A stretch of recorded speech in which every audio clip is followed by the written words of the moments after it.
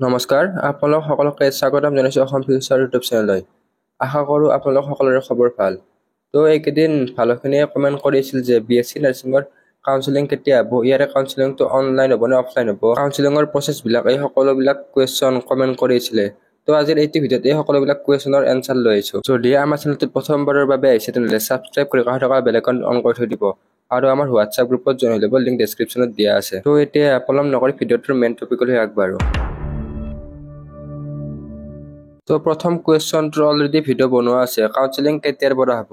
তথাপিতো এইটো ভিডিঅ'টো আৰু এবাৰ জনাই দিম। তো যদি আপোনালোকে লাষ্ট ইয়েৰৰ কাট অফ বা কাট অফ কিয় হৈ গৈছে এইবিলাক ভিডিঅ' চোৱা নাই চাই ল'ব, লিংকবিলাক ডেছক্ৰিপশ্যনত দি দিম। তো ফাৰ্ষ্ট কাউন্সেলিঙৰ কথা ক'বলৈ গ'লে ফাৰ্ষ্ট কাউন্সেলিং আগষ্টৰ 7 তাৰিখ বা 10 তাৰিখৰ ভিতৰত হোৱাৰ সম্ভাৱনা আছে। তো ইয়াৰে কাউন্সেলিংটো জুলাইৰ লাষ্ট উইক নহ'লে আগষ্টৰ 10 তাৰিখৰ ভিতৰত শেষ হৈ যাব। তো জুলাইৰ মাহটো ছামাৰ ভেকেশ্যনৰ মাহ। তো কাউন্সেলিং ৰিগাৰ্ডিং নটিচবিলাক আপোনালোকে ডিএমিৰ অফিচিয়েল ৱেবছাইট diami.assam.government.in নহ'লে আছাম ট্ৰিবিউন বা অসমীয়া প্ৰতিদিন কাকতত ইয়াৰে নটিফিকেশ্যনবিলাক পাই থাকিব। তো ভিডিঅ'টোৰ আগবঢ়াৰ আগতে যদি আপোনালোকে আমাৰ প্ৰিমিয়াম হোৱাটছআপ গ্ৰুপত জইন হ'ব বিচাৰে তেনেহ'লে ডিছপ্লেত দিয়া হোৱাটছআপ নম্বৰটোত কণ্টেক্ট কৰি জইন হৈ ল'ব পাৰিব।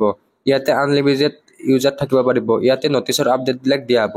তো ইউটিউবৰ ভিডিঅ'বিলাকৰ এয়াৰলি এক্সেছ দিয়া হ'ব, টাইম টু টাইম আপডেট দিয়া হ'ব। ইয়াতে counselling regarding notification, admission process এই সকলোবিলাক তথ্য জনোৱা হ'ব। তো ইয়াতে আপোনালোকক এডমিশ্যন ল'বৰ কাৰণে সম্পূৰ্ণখিনি গাইড কৰা হ'ব। পিছত আপোনালোকে medical fitness certificate, migration certificate এই সকলোবিলাক বনাব লাগিব। তো এইবিলাক কেনেকৈ বনাব এই সকলোবিলাক গাইড কৰা হ'ব। আৰু এই কাউন্সেলিং প্ৰচেছটো যিহেতু 3-4 মাহৰ প্ৰচেছ, তো আপোনালোকে এই হোৱাটছআপ গ্ৰুপটোত জইন হৈ ল'ব পাৰিব। তো first counselling, second counselling, third counselling, ইয়াৰে কাউন্সেলিং, এডমিশ্যন এনেকৈ প্ৰায় 2-3 মাহ সময় লাগি যায়। আৰু এই গ্ৰুপটোত যিসকলে আমাৰ অসম ফিউচাৰৰ ফালৰ পৰা ই বুক লৈছে সেইসকলে জইন নহ'লে হ'ব। তেওঁলোকৰ যি ই বুক গ্ৰুপ আছে তাতো এই নটিফিকেশ্যনবিলাক দি দিয়া হ'ব। এই গ্ৰুপটো কেৱল ই বুক নোলোৱাসকলৰ কাৰণেহে। ইয়াৰ প্ৰাইচ মাত্ৰ 39 ৰুপিজ। নেক্সট ইয়াৰে কাউন্সেলিং অনলাইন হয় নে অফলাইন হয়, আৰু কাউন্সেলিংটো অনলাইন হ'লে ভাল হয় নে অফলাইন হ'লে ভাল হয় এইটোও বুজাই দিম। 2022 লৈকে ইয়াৰে যি কাউন্সেলিং হৈছিল সেইকেইটা অফলাইন কাউন্সেলিং হৈছিল। তো 2022 লৈকে অল কাউন্সেলিং অফলাইন হৈছিল, কিন্তু 2023 ইয়াৰে ফাৰ্ষ্ট আৰু ছেকেণ্ড কাউন্সেলিং অনলাইন হৈছিল, কিন্তু থাৰ্ড কাউন্সেলিংটো অফলাইন হ'ল। এইবাৰৰ ক্ষেত্ৰতো ফাৰ্ষ্ট কাউন্সেলিং অনলাইন হোৱাৰ সম্ভাৱনা আছে। তো এতিয়া ইয়াৰে বেনিফিট কৈ দিওঁ। তো অনলাইন হ'লেতো এই কাউন্সেলিংটোত সকলোৱে অংশগ্ৰহণ কৰিব পাৰে, দূৰৰ ষ্টুডেণ্টবিলাকো অংশগ্ৰহণ কৰিব পাৰিব। আৰু অনলাইন কাউন্সেলিং হ'লে ইয়াতে কোনো ধৰণৰ ৰেংক মেনশ্যন নাথাকে। তো সকলোবিলাক ষ্টুডেণ্টে ইয়াতে এপ্লাই কৰিব পাৰে। নেক্সট অফলাইন কাউন্সেলিং হ'লে আপোনালোকে ডিএমই ডাইৰেক্টৰ অফ মেডিকেল এডুকেশ্যনৰ যি গুৱাহাটীত আছে তাত যাব লাগিব। তাত গৈ আপোনালোকে কাউন্সেলিংটো এটেণ্ড কৰিব লাগিব। ছাপ'জ আপুনি কিবা অসুবিধাৰ কাৰণে কাউন্সেলিঙত যাব নোৱাৰিলে, তো আপোনালোকৰ ফেমিলিৰ কোনোবা গ'ল, তেতিয়া অফলাইন কাউন্সেলিঙত এইটো একচেপ্ট নকৰে। তো যিজন কেণ্ডিডেটে এণ্ট্ৰেন্স এক্সাম দিছে সেইজন কেণ্ডিডেটে যাব লাগিব। আৰু অফলাইন কাউন্সেলিঙত এটা ৰেংক মেনশ্যন কৰি দিয়ে, লাইক জেনেৰেলত 300 বা 500ৰ ভিতৰত কেণ্ডিডেটক মাতিব, তো সেইসকলেহে যাব পাৰিব। ইয়াতে সকলোবিলাক কেণ্ডিডেটে অফলাইন কাউন্সেলিং হ'লে যাব নোৱাৰে। আৰু কেতিয়াবা কাউন্সেলিঙত মতাৰ পিছতো কিছুমানে চিট নাপায়, তো তেওঁলোকৰ কাউন্সেলিঙত যোৱাৰ পিছত চিট নাপালে মনটো বেয়া লাগি যায়। তাৰপিছত নেক্সট পইণ্টটো ডিছএডভান্টেজ হ'ল অফলাইন কাউন্সেলিঙত দূৰৰ ষ্টুডেণ্টবিলাকে কেতিয়াবা যাওঁতে অসুবিধাৰ সন্মুখীন হয়। আৰু কেতিয়াবা এনেকুৱা হয় ফাৰ্ষ্ট কাউন্সেলিঙত যাওঁতে তেওঁলোকে চিট নাপায়, ছেকেণ্ড কাউন্সেলিঙত আৰু সিহঁতক মাতে, তো ছেকেণ্ড কাউন্সেলিঙত তেওঁলোকৰ যাবলৈ মন নাযায়। তো গুৱাহাটীৰ আশে পাশে থকা ষ্টুডেণ্টখিনিৰ ইমান প্ৰব্লেম নহয়, কিন্তু দূৰৰ ষ্টুডেণ্ট ধৰক ডিব্ৰুগড়, তিনিচুকীয়া এনেকুৱা ষ্টুডেণ্টবিলাকৰ আহোঁতে যাওঁতে প্ৰায় 12 ঘণ্টা সময়ৰ বেছি লাগে। তো তেওঁলোকে বহুখিনি যাতায়াতৰ অসুবিধাৰ সন্মুখীন হয়। তো দুয়োটা কাউন্সেলিঙৰে এডভান্টেজ আৰু ডিছএডভান্টেজ দুয়োটা আছে। তো আপোনালোকে কাউন্সেলিংটো অনলাইন হ'লেও এটেণ্ড কৰিব, অফলাইন হ'লেও এটেণ্ড কৰিব।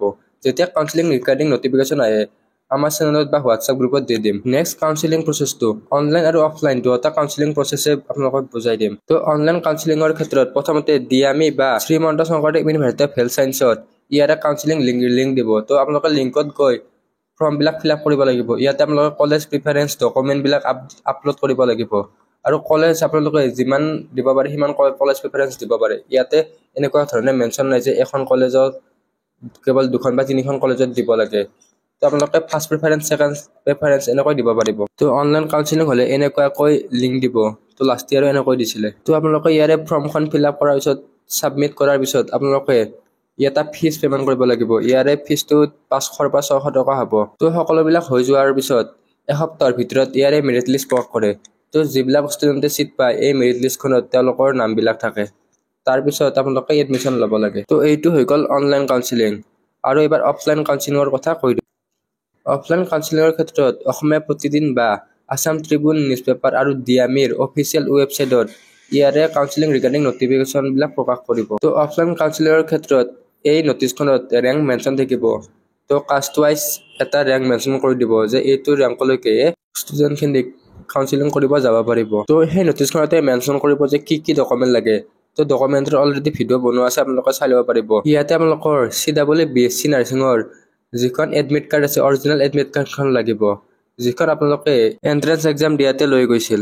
তো অফলাইন কাউন্সেলিংৰ ক্ষেত্ৰত প্ৰথমতে আপোনালোকে ডাইৰেক্টৰ মেডিকেল এডুকেশ্যন ডিএমই যিটো খানাপাৰাত আছে তাত যাব লাগিব। তাত যোৱাৰ পিছত আপোনালোকে ছেকেণ্ড বা থাৰ্ড ফ্ল'ৰত ৰুমত যাব লাগিব। তাত আপোনালোকৰ বহুতকেইটা ষ্টুডেণ্ট থাকিব। তো তাত আপোনালোকৰ কাউন্সেলিং ফৰ্ম দিব বা কাউন্সেলিং ফৰ্মখন কেতিয়াবা কাৰণে ডিএমিৰ অফিচিয়েল ৱেবছাইটত দি দিয়ে।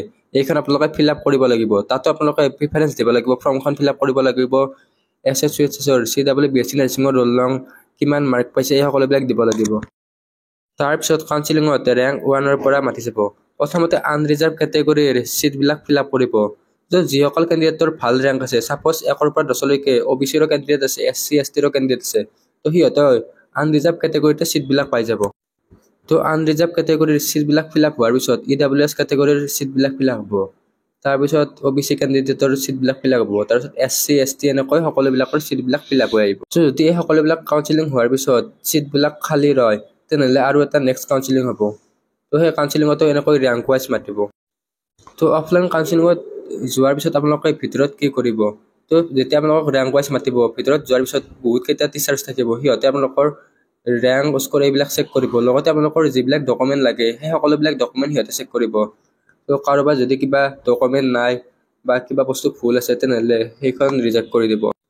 তো কাউন্সেলিং নটিছখনত কি ডকুমেণ্ট লাগে সেইটো মেনশ্যন থাকিব। সেইবিলাক ডকুমেণ্ট নহ'লে আপোনালোকক কাউন্সেলিঙত ৰিজেক্ট কৰি দিব। আৰু যিবিলাক কেণ্ডিডেটৰ সকলোবিলাক ডকুমেণ্ট ঠিকে থাকে, তো তেওঁলোকৰ নামবিলাক লিখি ল'ব। তো আপোনালোকে কাউন্সেলিঙতে গম পাব যে আপোনালোকে কোনখন কলেজত চিট পাইছে।